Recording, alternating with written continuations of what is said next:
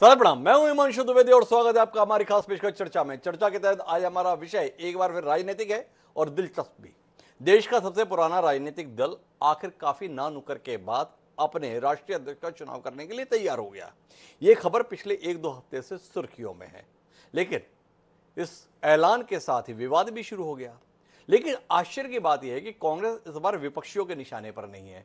Congress Bharatiya Janata party के निशाने पर भी नहीं है।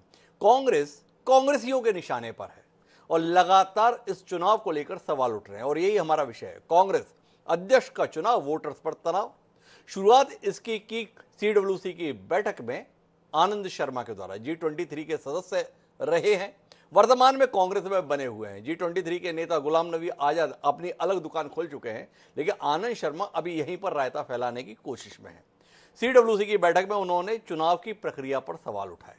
उनके द्वारा उठाए गए सवालों को संबल मिला बाहर बैठे हुए और कांग्रेस पार्टी के वरिष्ठ नेता सांसद मनीष तिवारी का। मनीष तिवारी ने कहा कि कमाल का चुनाव करा रहे हैं, चुनाव का ऐलान हो गया, चुनाव के तहत नामांकन कब दाखिल करेंगे इसका भी ऐलान हो गया, मतदान कब होगा इसका भी ऐलान हो गया, मतदान का परिणाम कब आएगा अर्थात गिनती कब होगी इसका भी ऐलान हो गया। लेकिन मतदान कौन करेगा इसका कुछ अता पता नहीं है, मतदाता सूची का अता पता नहीं है और इसको लेकर मनीष तिवारी का ऐतराज है। मनीष तिवारी के ऐतराज को साथ लगातार मिल रहा है शशि थरूर, लगातार मनीष तिवारी के सुर में सुर मिला रहे हैं।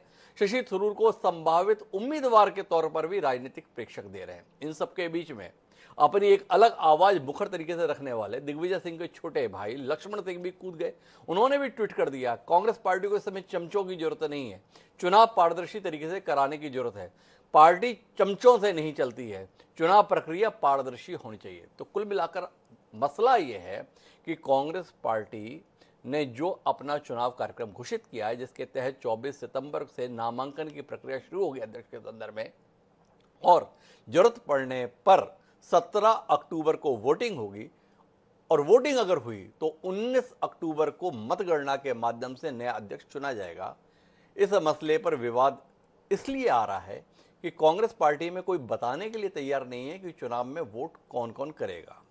पीसीसी के मेंबर्स को चुनाव के तहत वोट डालने होते हैं, वो मतदाता सूची कहाँ है, वो नाम कहाँ है, उनके पते कहाँ हैं, उनके नंबर कहाँ हैं, ये पूछा जा रहा है। और मधुसूदन मिस्त्री समेत तमाम कांग्रेस के लोग दाएं बाएं की बात कर रहे हैं पर बता नहीं रहे। और ये मसला गंभीर इसलिए है कि अतीत पर दृष्टि डालें तो कांग्रेस आई जिसका गठन इंदिरा गांधी ने किया था, उसके बाद 2 बार चुनाव की नौबत आई। एक बार सीताराम केसरी जिनके खिलाफ शरद पवार और राजेश पायलट चुनाव लड़े थे, और एक बार वर्ष 2000 में सोनिया गांधी जिनके खिलाफ जितेंद्र प्रसाद चुनाव लड़े थे। तो जितेंद्र प्रसाद ने जब चुनाव लड़ा था तब भी, और राजेश पायलट और शरद पवार के समय पे भी ये विषय रहा।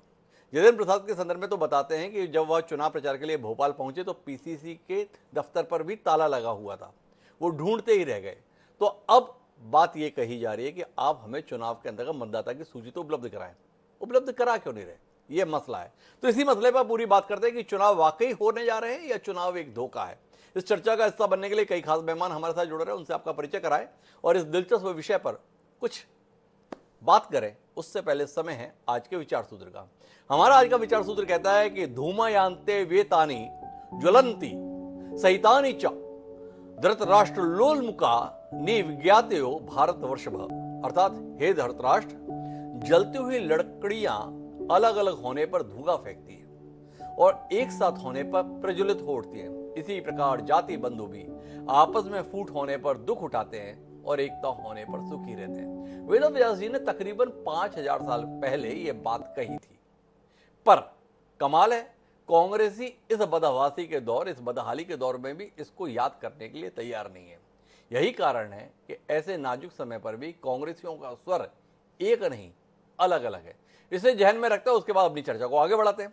इस चर्चा का हिस्सा बनने के लिए हमारे साथ कई खास मेहमान हैं। हमारे साथ देश के वरिष्ठतम पत्रकारों में शुमार श्रवण गर्ग जी एक लंबे अंतराल के बाद फिर हमारे साथ हैं। स्वागत है श्रवण जी आपका। हमारे साथ यशपाल सिसोदिया जी हैं, भारतीय जनता पार्टी के प्रखर नेता हैं, वरिष्ठ विधायक हैं, वह हमारे साथ हैं।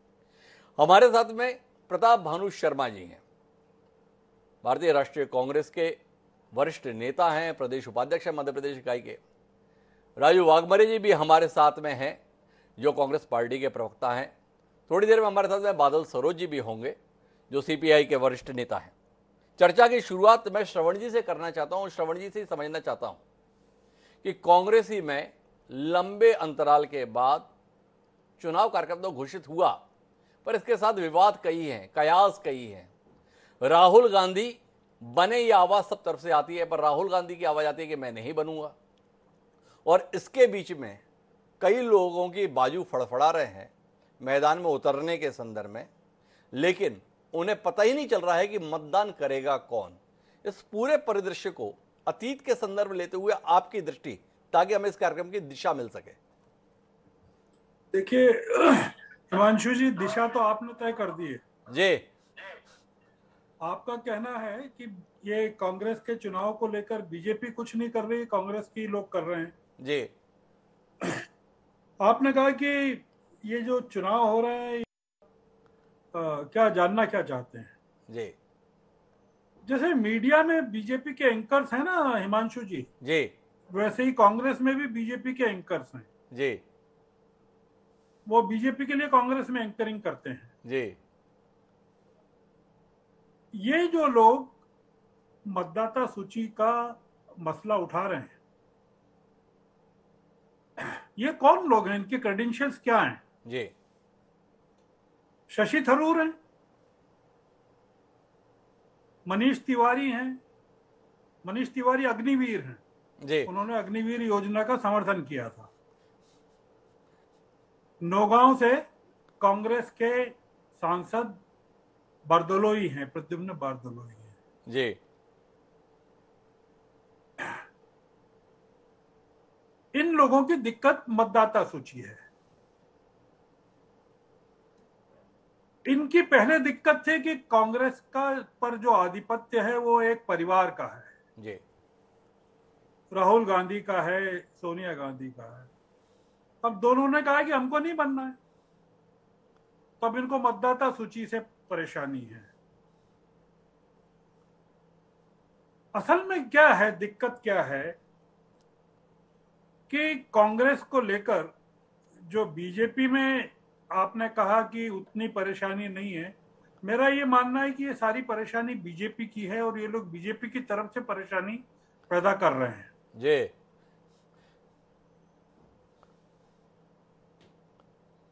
पार्टी का संकट है, जी। वो कांग्रेस का संकट नहीं है। जी। कांग्रेस को जो कुल मिलाकर दिक्कत है वो अंदरूनी लोगों से जितनी नहीं है या जितनी होनी चाहिए उतनी है, वो पिछले कई महीनों से है। सोनिया गांधी जब बीमार थी तब भी है थी, और अब जब भारत यात्रा पर निकल रहे हैं ये लोग, भारत जोड़ो यात्रा पर, तो इन लोगों की कांग्रेस तोड़ो यात्रा शुरू हुई है। तो इनका भी उद्देश्य है कि 7 सितंबर के पहले भारत कांग्रेस तोड़ो यात्रा समाप्त हो जाए। मैं इसमें कुछ बहुत ज्यादा, आपने जैसे विषय रखा है कि वोटर्स तनाव में है, वोटर्स कोई तनाव में नहीं है जी। कांग्रेस को लेकर सिर्फ एक आदमी तनाव में है, उनका नाम है प्रधानमंत्री नरेंद्र मोदी जी। वो ये देखना चाहते हैं कि कांग्रेस का क्या होने वाला है, और कांग्रेस को लेकर गांधी परिवार ने कहा है कि अब हमको नहीं चाहिए कांग्रेस जी। कांग्रेस के काफी लोग ऑलरेडी शामिल हो चुके हैं बीजेपी में, और जो बचे हुए हैं उनको भी शामिल हो जाना चाहिए। कांग्रेस को अगर जिंदा रहना है तो अब संगठन की जरूरत नहीं है, कांग्रेस को लड़ाई की जरूरत है। और इनमें से जितने लोग मतदाता सूचियों की मांग कर रहे हैं, इनमें एक भी आदमी सड़क की लड़ाई का आदमी नहीं है, एक भी नेता सड़क की लड़ाई का नहीं है। तो इसलिए कांग्रेस को परेशान होने की जरूरत नहीं है। ये चुनाव के बाद चुनाव की वैधता पर सवाल उठाएंगे, मतदाता सूची पर उठाएंगे, परिणामों पर उठाएंगे। 19 अक्टूबर के बाद ये नया वितंडावाद खड़ा करेंगे जी। इसलिए इसका कोई महत्व नहीं है हिमांशु जी, ये एक प्रायोजित स्पॉन्सर्ड प्रोग्राम है। तो श्रवण जी का तो दो टूक तौर पर कहना है, अभी कांग्रेस में भाजपा के एंकर बैठे हुए हैं, भाजपा द्वारा सिखाई गई कही गई बात पार्टी में रहते हुए बोल रहे हैं, और कुल मिलाकर इन्हें कांग्रेस को खत्म करने में दिलचस्पी है, कांग्रेस को बनाने में दिलचस्पी नहीं है। भावार्थ कुल मिला के श्रवण जी का ये है। तो मेरे साथ में प्रताप भानु जी हैं। प्रताप भानु जी से समझना ये चाहता हूं, ये कांग्रेस में बैठे हुए बीजेपी के एजेंट, जैसा श्रवण जी बता रहे हैं, एक तो इससे आप भी इत्तेफाक रखते हैं, हाँ हमारे बीच में ऐसे लोग हैं, या आप खारिज करते हैं श्रवण जी को, नहीं नहीं श्रवण जी हमारे सम्माननीय नेताओं के संदर्भ में ये कैसी बातें कर रहे हैं, एक। और दूसरा जानना ये चाहता हूं कि अगर आप श्रवण जी के आकलन और विश्लेषण से सहमत हैं तो इतने कमजोर, इतने लाचार, इतने लिजे आप लोग क्यों हैं कि लोग आपकी पार्टी में आपके खिलाफ, आपकी व्यवस्था के खिलाफ जो चाहे सो कर रहे हैं और आप उनके खिलाफ कुछ भी नहीं कर पा रहे हैं, केवल दुख बना लेते हैं। आजाद जी गए, बड़ा दुखद है, बहुत दुख की बात है। तो थोड़ा प्रताप भानु जी दृष्टि मिले आपसे, क्या सोच रहे हैं आप इतने वर्ष खपा देने के बाद कांग्रेस में? देखिए डॉक्टर हिमांशु साहब जी, आप भी कांग्रेस को और कांग्रेस की रीति नीतियों को, कांग्रेस की निर्वाचन प्रक्रिया को उतना ही जानते हैं जितना हम जानते हैं जी, और आदरणीय श्रवण गर्ग साहब जो कि हमारे देश के सबसे वरिष्ठ पत्रकारों में हैं और बेबाक बात करते हैं जी, उन्होंने आपकी पूर्वाग्रह से ग्रसित टिप्पणी पे भी टिप्पणी करने से नहीं चूके जी, कि आप स्वयं भी अपनी पूर्वाग्रह से ग्रसित होकर कांग्रेस के ऊपर या चुनाव प्रक्रिया पर ऐसे आरोप लगा रहे हैं जो नहीं शोभा देते। जी, जब चुनाव नहीं हो रहे थे तब चुनाव की मांग करी जा रही थी। जी, गांधी परिवार का कोई व्यक्ति चुनाव न लड़े, इनसे हटाया जाए। कांग्रेस नेतृत्व को इस बात के लिए बीजेपी और सभी दूसरे उनके सहयोगी दल कोशिश कर रहे थे, जी, कांग्रेस को तोड़ रहे थे। कांग्रेस के विधायकों की खरीद फरोख्त हुई, मध्य प्रदेश में सरकार गिरी, कर्नाटक में सरकार गिरी, हमारे मणिपुर में सरकार गिरी, आपके महाराष्ट्र में सरकार गिरी, हरियाणा में सरकार कैसे बनी और उत्तर प्रदेश में क्या हो रहा है, बिहार में क्या हो रहा है। जितनी राजनीतिक गंदगी भारतवर्ष में इन 7-8 वर्षों में भाजपा के और नरेंद्र मोदी और शाह के देखरेख में हुई है, मेरे ख्याल में देश के 70 वर्षों में भी ऐसी राजनीतिक खरीद फरोख्त और ऐसी भ्रष्ट आचरण से सरकार बनाने की बात कभी नहीं कही। जहां तक कांग्रेस संगठन के चुनाव हैं, ये हमें एक निर्धारित प्रक्रिया है, कांग्रेस कॉन्स्टिट्यूशन के हिसाब से चुनाव होते हैं और उसके अनुसार चल रही है। वोटर लिस्ट की बात वो लोग कर रहे हैं जो चुनाव में जीत नहीं सकते, बहानेबाजी कर रहे हैं। काय की वोटर लिस्ट बन चुकी है। हम स्वयं मणिपुर राज्य के निर्वाचन अधिकारी हैं, पीआरओ हैं। हम अपने जो वोटर लिस्ट है वो वहां के प्रदेश कांग्रेस अध्यक्ष को दे चुके हैं, प्रकाशित हो चुकी है, सबको अपना ज्ञान है, मध्य प्रदेश में मिल चुकी है। यदि किसी को जानना है तो प्रदेश में जाके या एआईसीसी के जो सेंट्रल इलेक्शन अथॉरिटी है जिसके मधुसूदन मिस्त्री अध्यक्ष हैं, उनसे जाके बात करें, देख लें क्यों बयान दे रहे हैं अखबारों में, क्यों मीडिया में जा रहे हैं। वो भाजपा की भाषा बोल रहे हैं जो गर्ग जी ने कहा।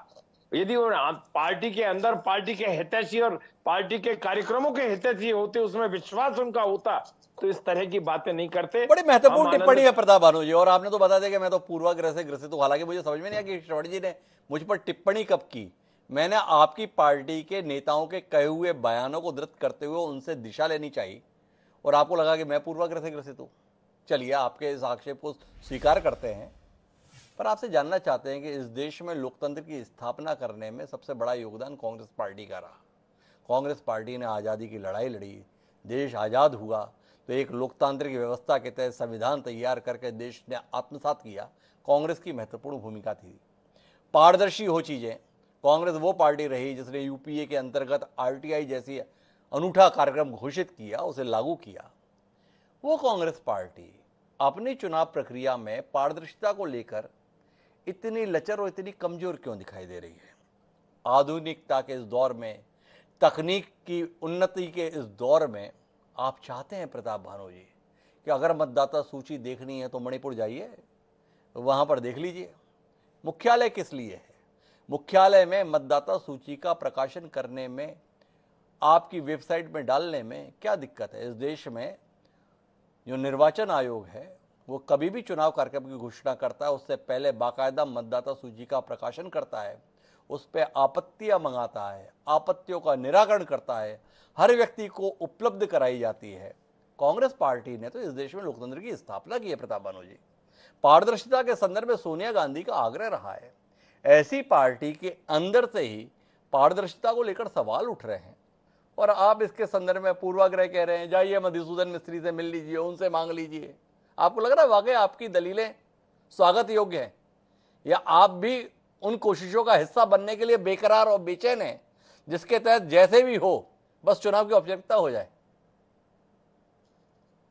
नहीं, ऐसा नहीं है कि हम कोई उत्साह ज्यादा अति उत्साहित हो या बेचैन हो, पर इतना जरूर कहना चाहूंगा कि ये हमें देख लेना चाहिए कि यदि देश में लोकतंत्र की स्थापना करी या संविधान की संरचना करी तो कांग्रेस के विद्वान लोगों ने ही करी।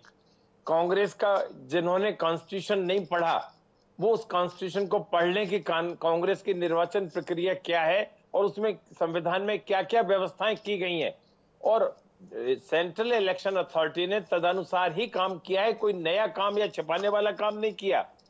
मैं हिमांशु जी आपसे पूछना चाहूंगा कि क्या आपने आज तक भाजपा की इलेक्टोरेट लिस्ट को देखा है? क्या उनके इतनी आधुनिक और इतना आधुनिक कार्यालय है उसमें वेबसाइट पे देखा है क्या? अरे कमाल की बात कर रहे हैं प्रताप भानु जी। आपने कांग्रेस पार्टी के संदर्भ में सवाल को लेकर भाजपा पे जानना चाहा, आपने कभी भाजपा में चुनाव होते हुए देखा है क्या? भाजपा में आज तक मतदान हुआ है क्या? भाजपा के 42 साल के इतिहास में आपने कभी देखा कि राष्ट्रीय अध्यक्ष के लिए 2 आदमी आए हो, उनके बीच में फैसला हुआ हो? अरे वहां फैसले दूसरे तरीके से होते हैं, आप भी मान लीजिए ऐसे फैसले होते हैं। भाजपा की लिस्ट तो मैं तब देखूं ना जब वो लोग चुनाव कराएं। आप चुनाव करा रहे हैं, आप चुनाव प्रक्रिया को अंगीकार कर रहे हैं और आपके ही नेता, आपके ही सम्मानित नेता, आपके ही वरिष्ठ नेता ये सवाल उठा रहे हैं प्रताप भानु जी, तो आप इतने घबरा क्यों रहे हैं, इतने परेशान क्यों हो रहे हैं? जी नहीं, मैं बिल्कुल परेशान नहीं हूं। आपके हर बात का जवाब देने तैयार हूं और ये पार्टी का संविधान मेरे पास रखा हुआ है, देख लीजिए जी। इसमें कौन से क्लॉज में क्या लिखा है ये समझना चाहेंगे आप तो मैं जरूर बताऊंगा। और पूछिए आप निर्वाचन प्रक्रिया की कौन सा क्लास पूछना चाहते हैं? एआईसीसी अध्यक्ष का चुनाव पूछना चाहते हैं? कितने लोगों की जरूरत होगी? इलेक्टोरेट लिस्ट कहां प्रकाशित होगी? इलेक्शन अथॉरिटी की क्या क्या प्रक्रिया है, उसके सामने क्या रहेगा, मैं सब बताने तैयार हूं। अच्छा तो बस इतना बताइए प्रताप भानु जी, शशि थरूर बेपड़े आदमी है, मनीष तिवारी भाजपा के एजेंट हैं और बाकी लक्ष्मण सिंह से समेत तमाम लोग जो सवाल उठा रहे हैं, इनकी टिप्पणियों को लेकर प्रताप भानु शर्मा क्या कहना चाहते हैं? तो फिर मैं यशपाल जी के पास आगे बढ़ूं।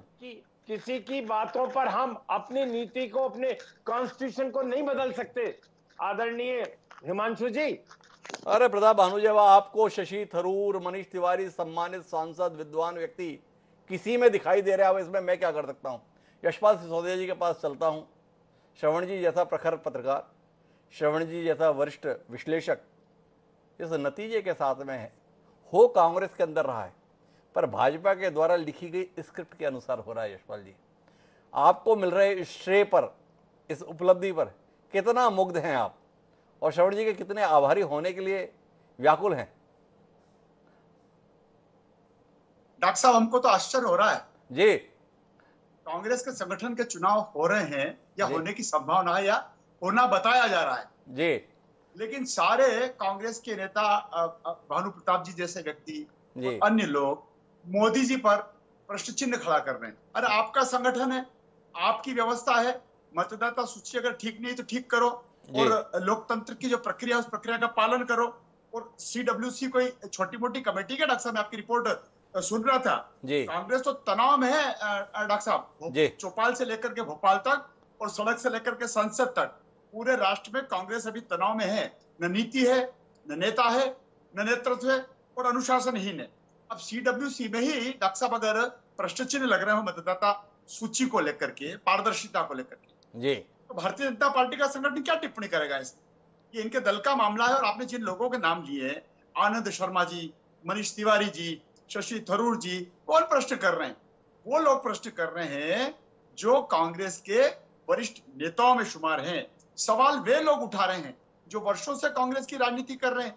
अरे हमारा तो कहना है कांग्रेस में लोकतंत्र की परिपाटी कहाँ है डॉक्टर साहब? अगर लोकतंत्र की परिपाटी होती, चुनाव यदि होते तो इस देश में दर्जनों कांग्रेस के राष्ट्रीय अध्यक्ष बन जाते, दर्जनों। जिस प्रकार से भारतीय जनता पार्टी के हर साल 2 साल 3 साल में अध्यक्ष बदल दिए जाते हैं। कांग्रेस अभी सदमे में भी है। और देखिए, मन किसी का साफ नहीं है डॉक्टर साहब। जी इसके मतदाता सूची को लेकर के जो भी आदान प्रदान हो रहा है विचारों का, और जो अनुशासनहीनता प्रकट हो रही है, इसमें मन किसी का साफ नहीं है। डॉक्टर साहब, बारात तो है कांग्रेस की बहुत बड़ी, जी लेकिन दूल्हा तय नहीं है। और अभी आप आगे आगे देखिए, अभी चुनाव चॉकआउट हुआ है, नॉमिनेशन की फाइल होने दीजिए, क्या गुल खिलता है, क्या लोकतंत्र तार तार होगा, आप भी देखेंगे और हम भी देखेंगे। और मैंने हिमांशु जी आपकी रिपोर्ट में सुना, और मैंने उसको नोट भी किया है। जी। लक्ष्मण सिंह जी जो कभी सांसद रहे हैं, आज विधानसभा की सदन में वरिष्ठ सदस्य के रूप में है। देखिए क्या बोलते हैं, जो भी अध्यक्ष बने सकारात्मक राजनीति को प्रोत्साहन दे। क्या मायने उनके इस ट्वीट का, क्या मतलब निकाले कि सकारात्मक राजनीति को प्रोत्साहन अब तक कांग्रेस में नहीं दिया जा रहा था? जी क्या नकारात्मक परिदृश्य कांग्रेस के संगठन में था? तब लक्ष्मण सिंह जी जैसे व्यक्ति को आज सकारात्मक प्रोत्साहन दिए जाने वाले अध्यक्ष की तलाश है। जी। तो यशपाल जी ने इतनी सारी बातें कह दी, अब इसका उत्तर किससे लें? प्रताप भानू जी तो केवल किताब दिखाना चाहते हैं, मतदाता सूची नहीं दिखाना चाहते। उनकी अपनी ही पार्टी के लोग मतदाता सूची मांग रहे हैं। प्रताप भानू जी हमको कॉन्स्टिट्यूशन दिखाकर बहलाना चाह रहे हैं। पर राजू वाघमारे जी मेरे साथ हैं, शायद उनके पास कुछ और तर्क हों किताब की जगह। तो राजू वाघमारे जी, आपसे ही जानना चाहता हूँ, सवाल भाजपा नहीं उठा रही, सवाल भाजपा के नेता नहीं उठा रहे, जिनको आप बड़ा सम्मानीय बताते हैं वो नेता उठा रहे हैं, जिनको देखकर आपकी पार्टी के तमाम कार्यकर्ता उत्साहित होते थे वो लोग सवाल उठा रहे हैं। कौन गलत है? सवाल गलत है, सवाल उठाने वाले गलत है, या आपकी चुनाव प्रक्रिया गलत है? कैसा है हिमांशु जी कि चुनाव में सवाल उठाना गलत नहीं है। जिस तरीके से सवाल उठाए जा रहे हैं मीडिया के अंदर, वो स्थिति गलत है।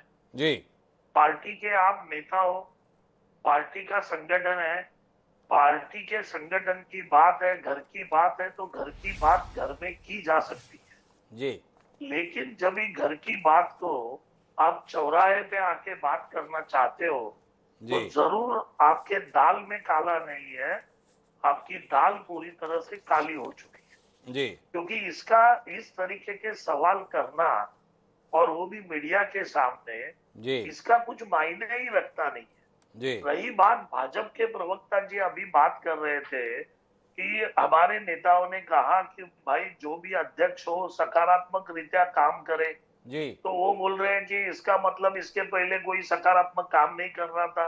जी तो ये बात ऐसी हो गई कि अगर अपनी पत्नी को हम कहते हैं कि आई लव यू, तो पत्नी बोलेगी क्या इसके पहले आपने प्यार किया ही नहीं? जी ये कैसे सवाल करते हैं भाजपा के लोग? मैं थोड़ा रोकूंगा आपको डॉक्टर राजू वाघमारे जी। क्या है, यशपाल जी थोड़े भले आदमी हैं, तो उन्होंने लक्ष्मण सिंह जी की ट्वीट का छोटा सा हिस्सा ही आपसे साझा किया। मैं यशपाल जी से कहूंगा कि जरा लक्ष्मण सिंह जी ने जो जो लिखा है ना अध्यक्ष चुनाव के संदर्भ में, एक बार पूरा ही पढ़ के सुना दीजिए यशपाल जी, थोड़ा राजू वाघमारे जी को जानकारी में इजाफा हो जाएगा आपके माध्यम से।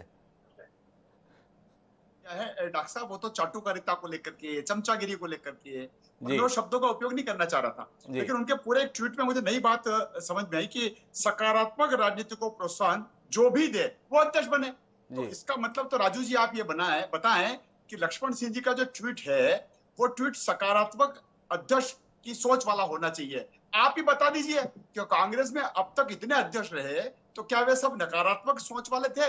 तो लक्ष्मण सिंह जी को आज सकारात्मक अध्यक्ष की तलाश हो रही है। जी राजू जी, देखिए, कोई भी व्यक्ति अगर इस तरीके की बातें करता है तो उसकी मनीषा ये होती है कि सकारात्मक जो तरीका है वो अभी इसके बाद भी, जो इसके पहले था वो इसके बाद भी आना चाहिए। तो उसमें गलत क्या है? इसका मतलब ये नहीं कि पहले कोई करता ही नहीं था। अगर सकारात्मक तरीका था ही नहीं तो कांग्रेस 65 साल से इस देश पे राज करती ही नहीं। हमारे पास ही सकारात्मक तरीका था। आज भाजपा की परिस्थिति ये है, ना भाजपा का चुनाव होता है, ना भाजपा के पास कुछ चुनाव के लिए लोकतांत्रिक प्रक्रिया है, और फिर भी मुझे बहुत ही दिलचस्प बात ये लगती है कि भाजपा के लोगों के पास थोड़ी भी कुछ लज्जा या कोई नहीं रहता है क्योंकि इतनी तकलीफ होने के बाद भी उनके पास कुछ भी नहीं है, फिर भी चैनल पे आके कांग्रेस के चुनाव प्रक्रिया के ऊपर सवाल पैदा करना, मतलब कितना उनके पास धाड़स रहेगा कि कितना गिरने के बाद हमारी टांगे कितनी ऊपर है। अरे आपके पास तो तानाशाही है, आपके पास तो अध्यक्ष खाली बोला जाता है आरएसएस से कि कौन अध्यक्ष होगा। मोदी और शाह ये जो खाली जिसके पास देखेंगे और जिस प्यून को बोलेंगे कि भाई तू ये कुर्सी पे बैठ, वो अध्यक्ष बनता है। और आप यहाँ आके आपकी हिम्मत देखिए, आप लोकतांत्रिक चुनाव मुझे हिमांशु जी मुझे बोल रही हाँ है। जी वाघबरे साहब, हाँ नहीं मैं यही आप जितना भी भाजपा के संदर्भ में आलोचना कर रहे हैं, लेकिन राजू वाघबरे जी आप अपनी पार्टी के लिए कुछ नहीं बोलना चाह रहे हैं। आपको यशपाल जी पे ऐतराज है, यशपाल जी इस कार्यक्रम में आके इतने सवाल क्यों उठा रहे हैं? यशपाल जी को जाने दीजिए ना। ये चौराहे पर आपकी पार्टी के सम्मान्य नेता चीख चीख कर बता रहे हैं कि कुल मिलाकर चुनाव के नाम पर धांधली हो रही है। क्या कहते हैं इस पे? इसके लिए भी यशपाल जी ही दोषी हैं, उनकी पार्टी दोषी है, या आपकी अपनी पार्टी के अंदर ऐसी बीमारी क्यों फैल रही है?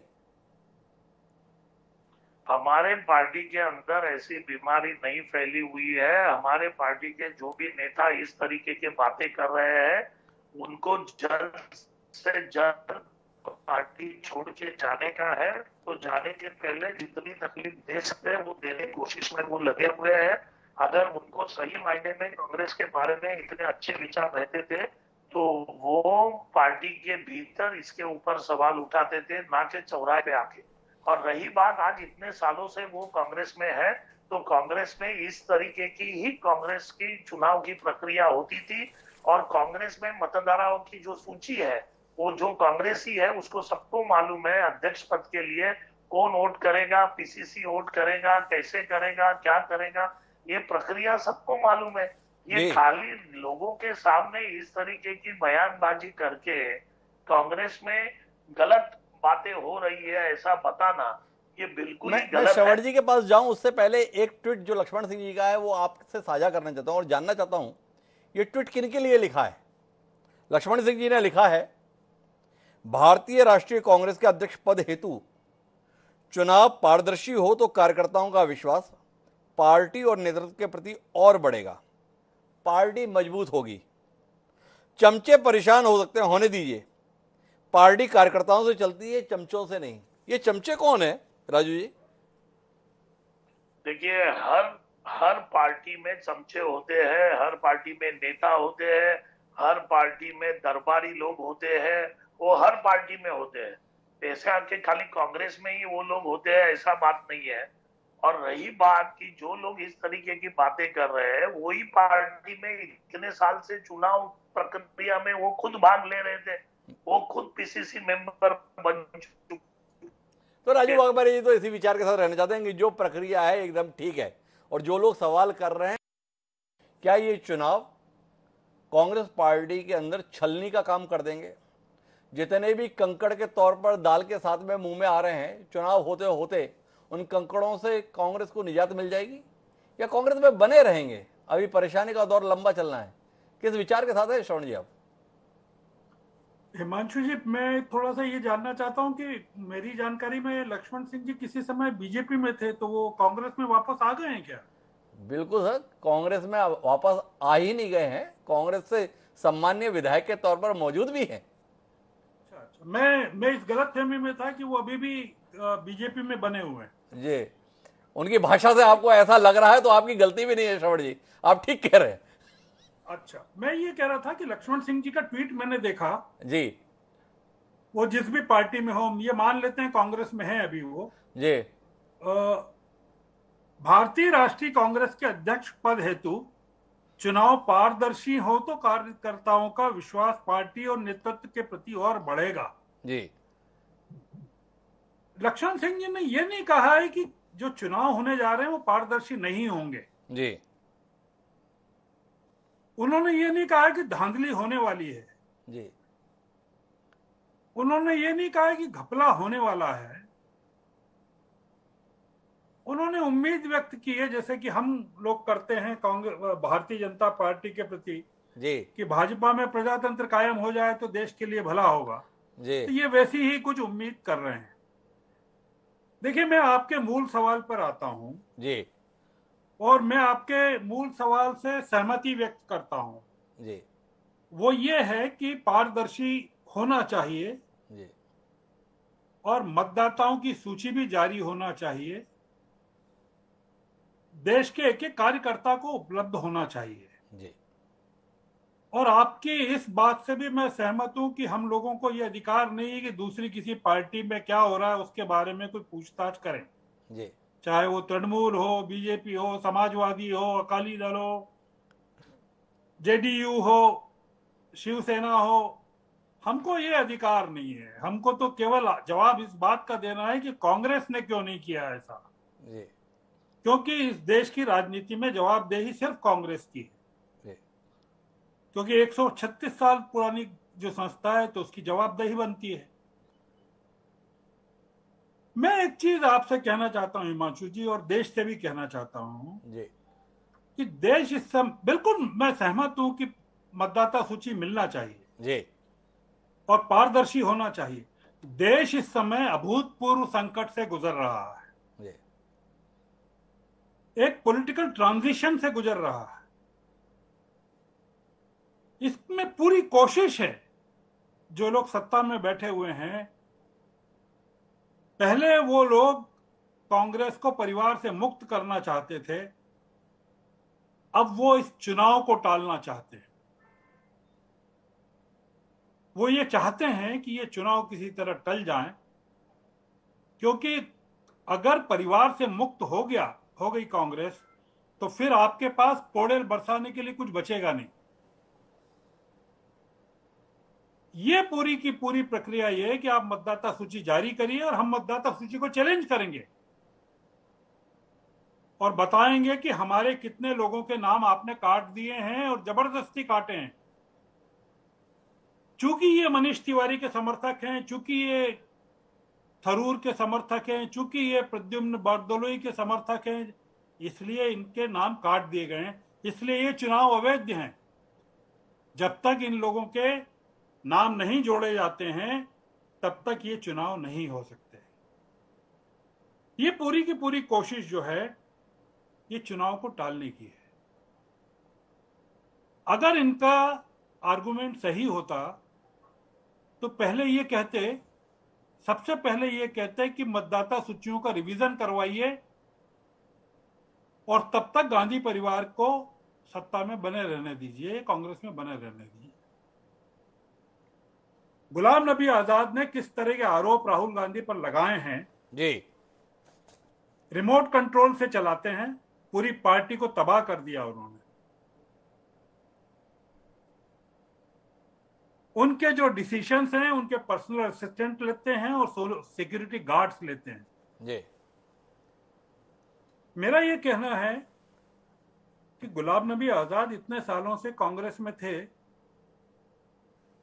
उनको कभी ये समझ में नहीं आया कि ये हो क्या रहा है यहाँ। जब वो मंत्री थे, मुख्यमंत्री थे, तमाम थे, उनका हृदय परिवर्तन क्या, वो राज्यसभा में की सीट जाते ही और नरेंद्र मोदी जी के राज्यसभा में भावभीनी भाषण, आंखों से आंसू आ गए गुलाम नबी आजाद के।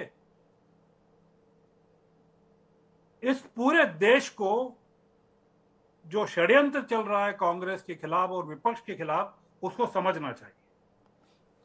तो श्रवण जी का सीधे तौर पर आकलन है, यह सारी कवायद कांग्रेस के चुनाव कार्यक्रम को टालने की है। गांधी परिवार से इतर अगर कोई नेतृत्व आ रहा है तो उसको टालने की है, ताकि गांधी परिवार को निशाने पर लिया जा सके और कांग्रेस को निशाने पर लिया जा सके। और कुल मिलाकर ये कांग्रेस के खिलाफ सुनियोजित षड्यंत्र है। मेरे साथ इस चर्चा को समृद्ध करने के लिए वरिष्ठ वामपंथी नेता और विचारक बादल सरोज जी भी जुड़ गए हैं। बादल सरोज जी के विचारों को जानने में भी मेरी बड़ी दिलचस्पी है कि कांग्रेस पार्टी के इस चुनाव के संदर्भ में उनका क्या नजरिया है। क्या बादल जी श्रवण जी की इस बात से इत्तेफाक रखते हैं कि कांग्रेस और विपक्ष के खिलाफ बड़ा षड्यंत्र हो रहा है? और अगर षड्यंत्र हो रहा है तो ये पार्टियां उस षड्यंत्र से बचाव के लिए कर क्या रही हैं?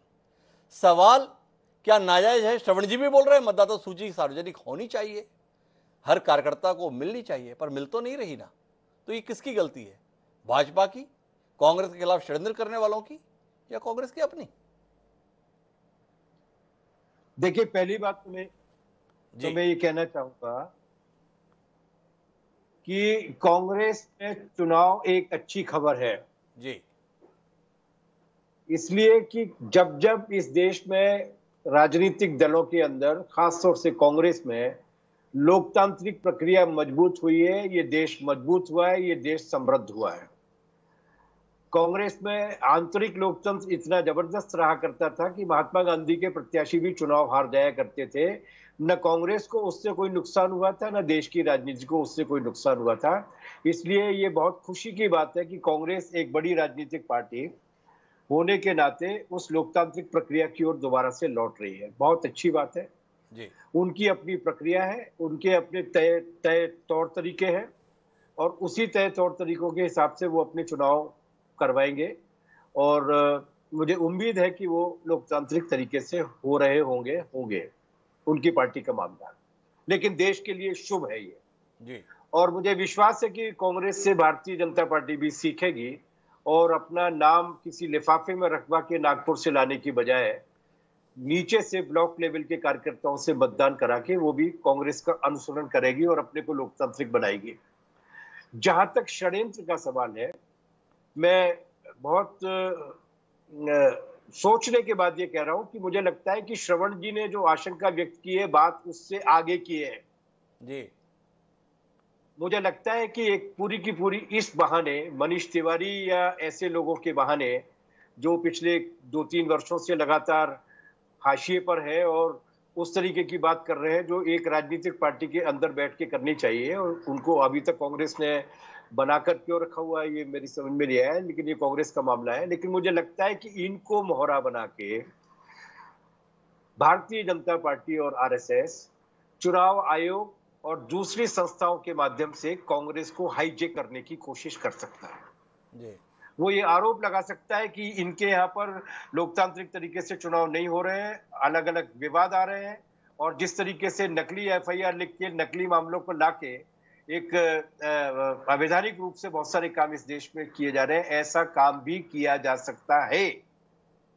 क्योंकि सीबीआई और ईडी के अलावा उनके पास इलेक्शन कमीशन भी है, और होने को तो बहुत कुछ भी है जो मैं आपके टेलीविजन की चैनल की सुरक्षा को ध्यान में रखते हुए नहीं कह रहा हूं, होने को बहुत कुछ है उनके पास। अगर ऐसा होता है जी तो फासिज्म की ओर, उस तानाशाही की ओर एक गंभीर कदम होगा, जो तानाशाही इस देश में एक ऐसा नारा देती है जो दुनिया में कहीं नहीं दिया गया। कांग्रेस मुक्त भारत, जी ये लोकतंत्र का नारा नहीं है। जी हमने कभी भाजपा मुक्त भारत की बात किसी ने भी नहीं की। अलग अलग राजनीतिक मैं विचारधाराओं माफी की पार्टी। चाहूंगा बादल जी, आपके इस दावे के संदर्भ में 3 दिन पहले ही बिहार में पहुंचे माननीय तेलंगाना के मुख्यमंत्री चंद्रशेखर राव ने कहा है, हम भाजपा मुक्त भारत का नारा देते हैं। नीतीश कुमार और तेजस्वी यादव उस पर ताली बजा रहे थे। तो आपके इस दावे के 3 दिन पहले तक तो हम साथ थे, पर 3 दिन पहले कहानी बदल गई है, कुछ कहेंगे? इस दावे के 2 साल पहले यही केसीआर भाजपा के साथ थे। जी कहानी बदल गई। जी मैं उन राजनीतिक पार्टियों की बात नहीं कर रहा जो राजनीतिक पार्टियां दूर तक नहीं सोचते हैं। जी तृणमूल कांग्रेस परसों तक बीजेपी के साथ में लड़ रही थी, आज उसने कहा है कि आरएसएस में अच्छे लोग हैं। जी इसलिए अपवाद और व्यक्तिगत बयानों पर मत जाइए, ट्रेंड पर जाइए। लोकतंत्र में कोई भी राजनीतिक पार्टी किसी पार्टी को निर्मूल करने की बात करती है तो वो तानाशाही और फासिज्म का बहुत प्रतीक है। व्यापक दृष्टिकोण दिया है बादल सरोज ने, और चर्चा को एक अलग स्तर भी दिया है। श्रवण जी की बात की आशंकाओं को और विस्तार उन्होंने दिया है।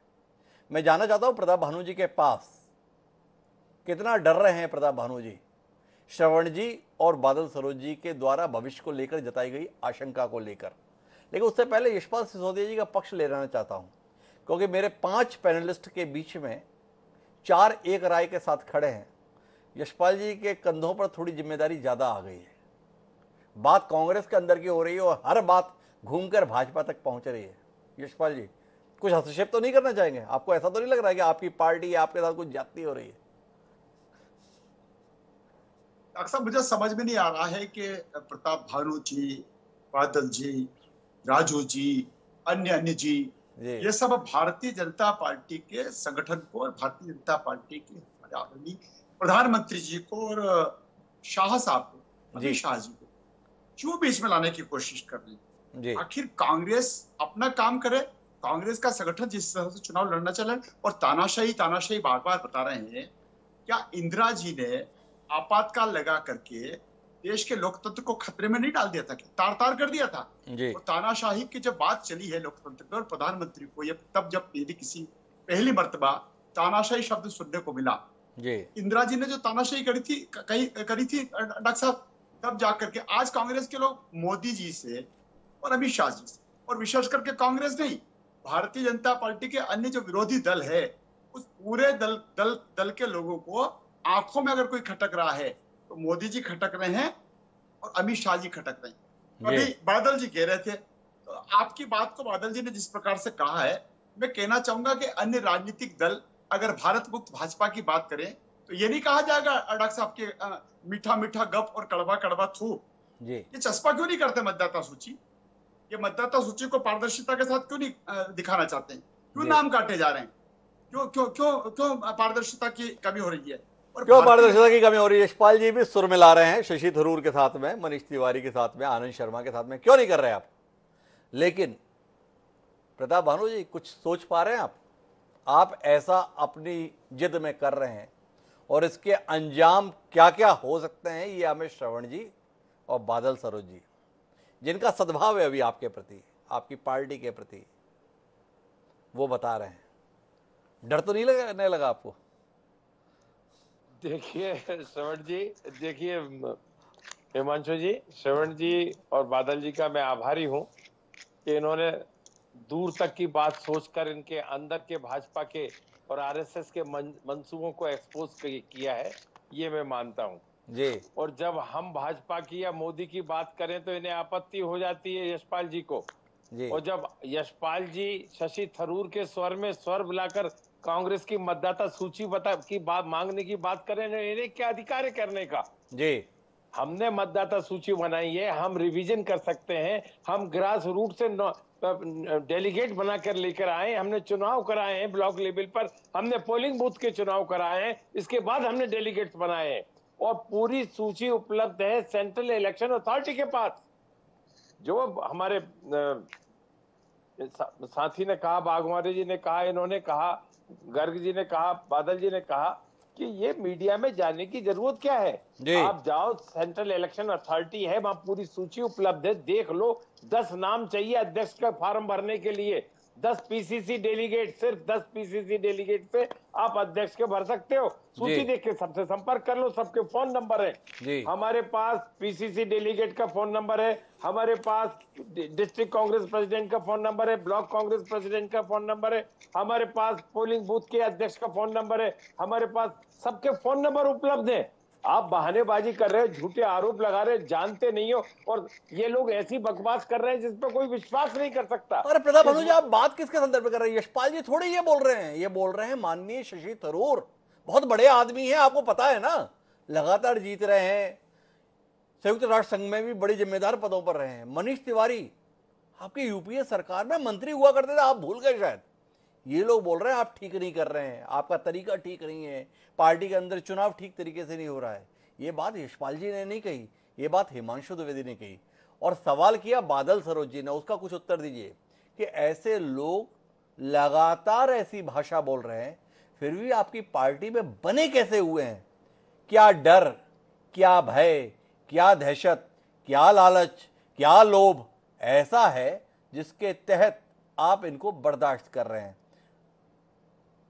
जी प्रताप जी। हिमांशु जी, शशि थरूर कभी संगठन के आदमी नहीं रहे, मनीष तिवारी ने कभी संगठन का चुनाव नहीं लड़ा। हमें तो मालूम है वो कैसे एनएसयूआई से आए हैं, हम उस समय एआईसीसी के सेक्रेटरी हुआ करते थे, और इसके बाद आज वो संगठन का पाठ पढ़ाना चाहते हैं, सेंट्रल इलेक्शन अथॉरिटी को पढ़ाना चाहते हैं। और फिर जब संगठन में जो प्रक्रिया है वो कॉन्स्टिट्यूशन के हिसाब से चल रही है, आज ही क्यों बोल रहे हैं? जब ये चुनाव हो रहे थे डिस्ट्रिक्ट लेवल पर, हम प्रताप जी से पूछ रहे हैं ये पार्टी में कैसे बने हुए हैं, बादल जी भी पूछ रहे हैं, उसके स्थान में बोल रहे हैं ये कैसे आए थे, ये कैसे हैं, ये कैसे रहे हैं, ये सब हमको पता है और क्यों बोल रहे हैं, ये सवाल कर रहे हैं। राजू वाघमारे जी को लगा कि वो इसका उत्तर दे सकता है, तो मैं राजू वाघमारे जी के पास आ जाता हूं। जी राजू वाघमारे जी, ऐसे लोग क्यों बने हुए हैं? देखिए, कांग्रेस एक लोकतांत्रिक तरीके से चलने वाली पार्टी है जी हमारे पार्टी में हर एक को बात करने का अधिकार दिया हुआ है।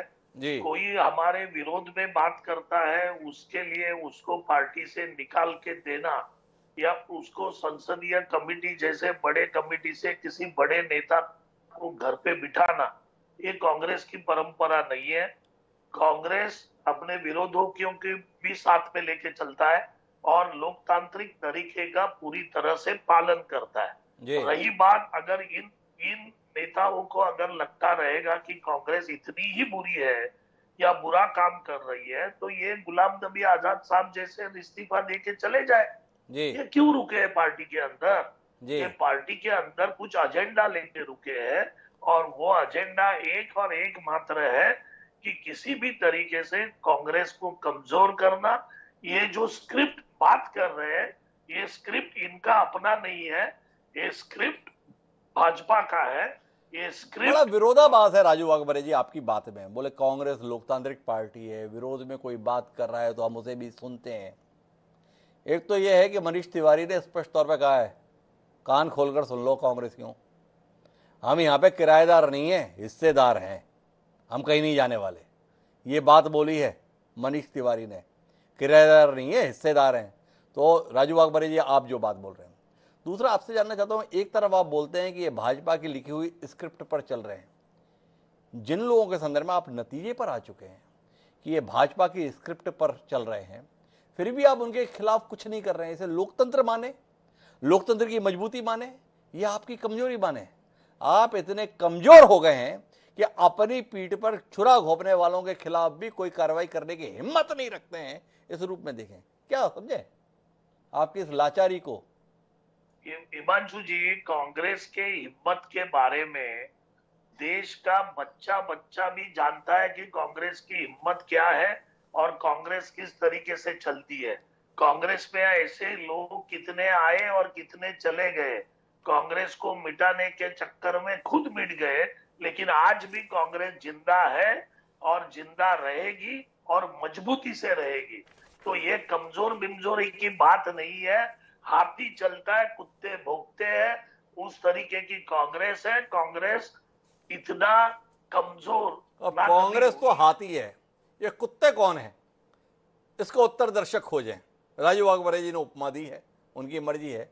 पर मेरे साथ में श्रवण जी हैं। श्रवण जी, क्या आप इस विचार के साथ हैं? क्या आप इत्तेफाक रखते हैं प्रताप भानु जी और राजू वाघमारे जी से, या आप बादल सरोज जी के साथ हैं? ऐसे लोग जो कांग्रेस में रहकर ही कांग्रेस को खोखला कर रहे हैं और किन्हीं औरों के इशारे पर कर रहे हैं, ऐसा भी नहीं कि अपनी मंशा से कर रहे हैं, दूसरों के कहे अनुसार कर रहे हैं, और फिर भी उनको बर्दाश्त किया जा रहा है, क्यों? मैं हिमांशु जी इस बात से इत्तेफाक रखता हूं कि इन लोगों को बनाए रखना चाहिए जी और इनको निकालकर इनको हीरो नहीं बनाया जाना चाहिए। जी इनको आप ये कहाँ जाएंगे, आप ये बताइए जी कि इनके पास जाने के लिए कहाँ जगह है? जी बीजेपी को जिन कांग्रेसियों की जरूरत थी उसने ले लिया। बहुत सारे कांग्रेसी हैं, आपके पास तो लिस्ट होगी। जी मैं आपसे एक चीज पूछता हूँ हिमांशु जी, आप इतने पॉलिटिकली जागरूक आदमी हैं। जी सत्यपाल मलिक एक राज्यपाल हैं, जी इस सरकार के द्वारा अपॉइंटेड हैं। जी वो रोज सरकार की 12 बजा रहे हैं। जी सत्यपाल मलिक को क्यों नहीं हटा रही है सरकार? जी बिल्किस बानो मामले में शांता कुमार ने बहुत ही पीड़ा व्यक्त की है, जी जो गुजरात ने किया है। शांता कुमार को क्यों नहीं हटा रहे हैं? जी आप भारतीय जनता पार्टी में बीसीओ लोगों को ढूंढ सकते हैं, तो उनको क्यों वहां बीजेपी में किसने हाथ बांध रखे हैं? कांग्रेस में तो मान लीजिए कि बहुत सारी परेशानियां हैं। दूसरा ये कि मनीष तिवारी को या शशि थरूर को, अब वो शशि थरूर पर तो शायद, अगर मैं गलत नहीं हूं तो कितने करोड़ की गर्लफ्रेंड का आरोप मोदी जी ने जब लगाया था, जी तब भी कांग्रेस ने कोई पूछताछ नहीं की थी कि भाई ये प्रधानमंत्री देश का किस पर आरोप लगा रहा है इस तरह के। जी वो तो शशि थरूर को बना के रखा हुआ है, इज्जत से बना के रखा हुआ है और बहुत सम्मान दिया जाता है। जो मैं पहली बार कह चुका हूं उसको रिपीट कर रहा हूं कि मैं कांग्रेस में किसी भी तरह की तानाशाही व्यवस्था के खिलाफ हूं, जी परिवारवाद के भी खिलाफ हूं। जी ये देश में एक पहली बार एक ऐसा मौका आया है आजादी के बाद कि कांग्रेस परिवार से मुक्त होने के लिए छटपटा रही है जी और बीजेपी खुद मांग कर रही थी कि इसको परिवार से मुक्त होना चाहिए। अब हो यह रहा है कि बीजेपी भी चाहती है कि परिवार से कांग्रेस चिपटी रहे और उनके जो एंकर्स हैं वो भी चाहते हैं कि ये व्यवस्था चलती रहे जिससे कि कांग्रेस को इसी व्यवस्था के चलते समाप्त किया जा सके। तो इसलिए मैं ऐसा मानता हूं कि ये जो लोग हैं वो अगर कांग्रेस के और लोकतंत्र के हितैषी हैं, और निश्चित रूप से इन लोगों का कोई जनाधार नहीं है, न तो शशि थरूर का है, न शशि थरूर का तो है, वो चुनाव जीत के आए हैं लोकसभा में वहां से, केरल से, जी पर बाकी लोगों का कोई जनाधार नहीं है। और अगला चुनाव शशि थरूर कैसे जीतते हैं वो भी देखना होगा। तो चुनाव तो ये जो मनीष चल रहा तिवारी है, भी चुनाव जीत कर ही आ रहे हैं संगरूर से के पास इलाके से। लेकिन मैं एक सवाल पे जाना चाहता हूं श्रवण जी, आपके पूरे आकलन में बार बार ये बात आ रही है कि परिवार से मुक्त होने जा रही है कांग्रेस। क्या आप इस नतीजे पर पहुंच गए हैं कि इस बार कांग्रेस से गैर गांधी अध्यक्ष बनने जा रहा है? क्या इस आकलन पे आप पहुंच गए हैं? नहीं, मैं नहीं पहुंचा हूं। जी मैं इसलिए नहीं पहुंचा हूं कि कोई बनने को ही तैयार नहीं है। जी मेरा जो आकलन ये है कि कोई बनना ही नहीं चाहता है। जी सोनिया गांधी ने गहलोत से कहा बन जाइए, जी गहलोत नहीं बनना चाहते। उनको पता है कि राजस्थान की चीफ मिनिस्टरशिप भी चली जाएगी और वो चुनाव भी नहीं लड़ पाएंगे, वो चुनाव में भी उनको हरा दिया जाएगा। जी कोई बनना नहीं चाहता है। शशि थरूर भी बुरी तरह हारेंगे अगर खड़े हुए तो, और मनीष तिवारी भी हारेंगे। ये लोग हारने वाले लोग हैं, पर ये हारने वाले लोग किसी को जीतने नहीं देना चाहते हैं। दिक्कत ये है। तो फिर परिवार से मुक्त होगा कैसे मामला? परिवार से मुक्त होगा कैसे मसला? आपको मोदी जी की क्षमताओं पर पूरा यकीन रखना चाहिए हिमांशु जी। जी जैसे देश को है, जी मोदी जी का नेतृत्व कायम रहेगा तो कांग्रेस को परिवार से मुक्त कर देंगे और कांग्रेस को देश से भी मुक्त कर देंगे। तो कुल मिलाकर अब श्रवण जी का भी भरोसा मोदी जी के प्रति ही चला गया। लेकिन मैं आखिरी टिप्पणी के लिए बादल जी के पास जाना चाहता हूं। और बादल जी, कुल मिलाकर भाजपा क्या चाहती है, मोदी जी क्या चाहते हैं, ये बात महत्वपूर्ण नहीं है। महत्वपूर्ण मसला ये है कि भले ही किसी के इशारे पर सही एक मुद्दा उठा है कांग्रेस पार्टी के अध्यक्ष पद के निर्वाचन के संदर्भ में पारदर्शिता का। क्या आपको नहीं लगता है कि देश के सबसे पुराने राजनीतिक दल को इस मसले पर ऐसे कदम सार्वजनिक तौर पर उठाने चाहिए ताकि इन सवालों का सार्वजनिक उत्तर मिल सके? क्या कहते हैं? मुझे लगता है उनके प्रवक्ता की ओर से कोई ना कोई स्पष्टीकरण आया होगा।